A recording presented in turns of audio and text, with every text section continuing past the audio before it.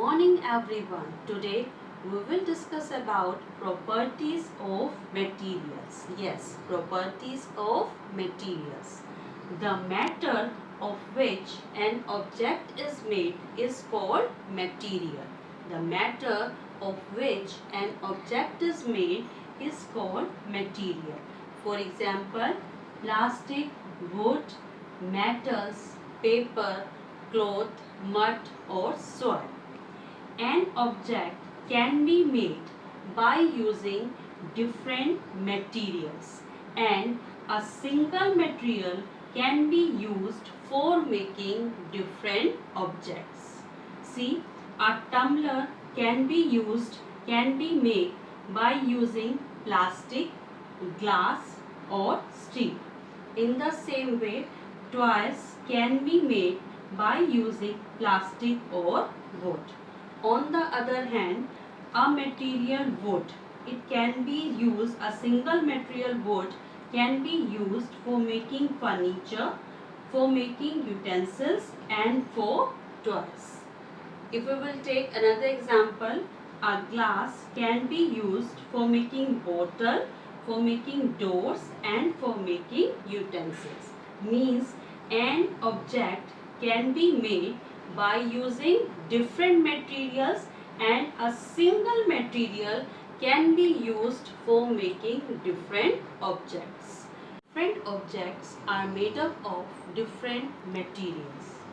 We choose a material to make an object depending on its properties and the purpose for which an object is to be made. For example, we can't make a cooking utensils by using a piece of paper because paper burns easily when exposed to fire. In the same way, we can't make a tumbler from a piece of cloth because a piece of cloth cannot hold liquid or water. So, we choose a material to make an object depending on its properties and for the purpose of which an object is to be used. Different properties of materials are appearance, like dull or the shiny, hardness of the objects, softness of the object, soluble in water, insoluble in water. Objects may float or sink in water. Transparency of an object, translucency of the object and the opaqueness of the object. On the basis of these properties, different objects can be classified into different groups. Anything that has mass and occupies space is called matter, and the matter of which an object is made is called materials. Different materials have different properties, and on the basis of their properties we can classify the objects into different groups. Grouping of materials. Today we will discuss about this.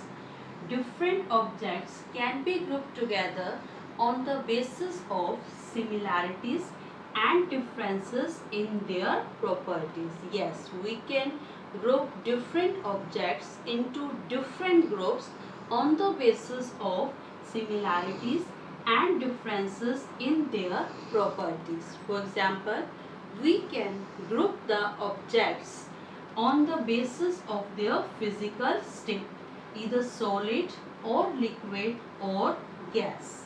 In the same way, we can classify the object, we can sort the object into different groups on the basis of their appearance. Either they have the dull surface or shiny surface.